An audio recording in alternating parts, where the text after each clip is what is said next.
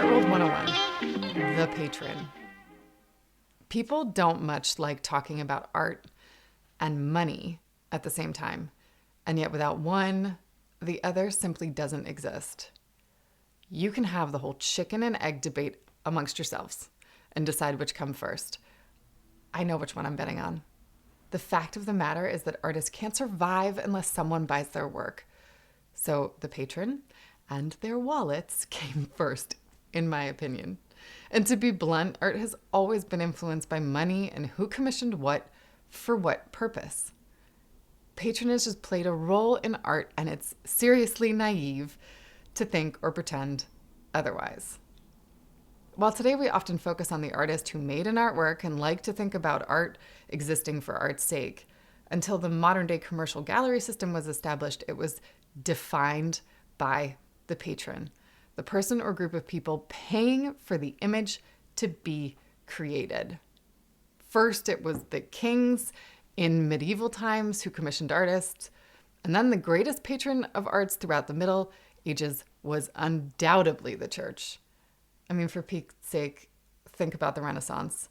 The only artworks in public consciousness today were church-backed initiatives.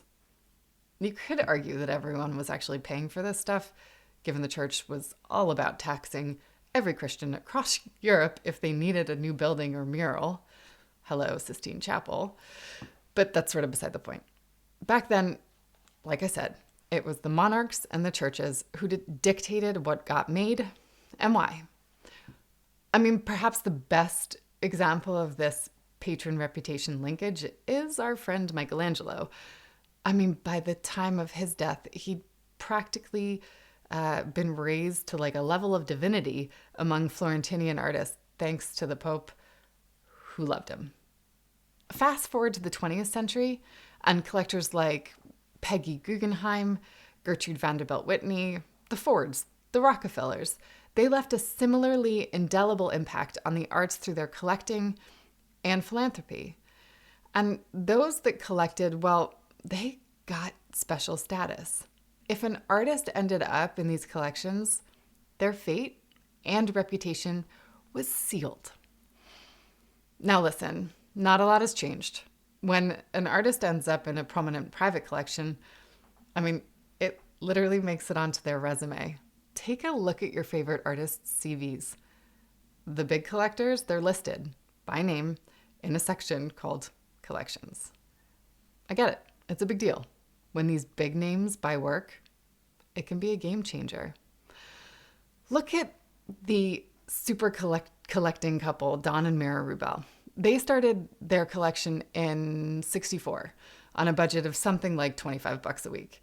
Their limited resources meant that they would focus on emerging, unknown artists.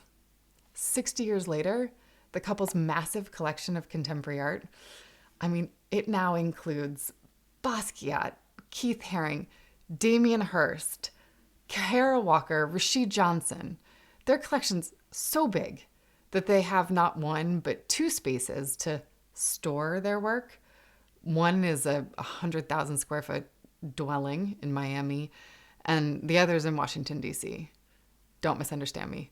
This storage is rarefied museum space, not Big Yellow. What's totally nuts about them, it's something well known in the art world called the Rubel effect. Collectors literally, they follow them around art fairs because they want to see who's next on Don and Mira's list. The artist Dan Levinson, he infamously tells this tale that unfolded on the last day of Art Basel Miami in 2014. Don placed a hold on one of Levinson's works. Word got out that the Rubels were interested. And then all of a sudden, other collectors started asking for work, placing holds on pieces too. At the time, Levinson had little exposure. This was validation from the Rubels that he was collectible, and it changed the course of his market. That's like the Midas touch, and only a few people have it. When the Rubels buy, it shifts the market, and in turn, the value of the work that they are holding goes up. The likes of the Rubels, they've only gotten this far by displaying immaculate taste year after year. But because they are superstar patrons, you could argue that they could anoint any artist, regardless of talent, and it would be good for that artist's market. And that almost feels like insider trading, doesn't it? Look, so many conversations in and around the art world, they come back to this, and it's probably why it's so fascinating. You have to ask, should it be regulated? Is it totally arbitrary? This whole thing, it's just an intricate and really exciting game. A game with some, like, remarkably high stakes. And while all this is accurate, I feel in the truest sense of the word, a patron it isn't interested only in the bottom line. I know for a fact that the Rubels have met and formed relationships with most of the artists, if not all of the artists in their collection. A true patron wants to support artists. And often they're sharing their collections with the world by works and building their own museums that people can come to for free. So you know what? Maybe we all benefit from this age-old relationship. I know I'm grateful that folks like the Rubels are in charge of the purse strings these days, rather than, say, the Catholic Church.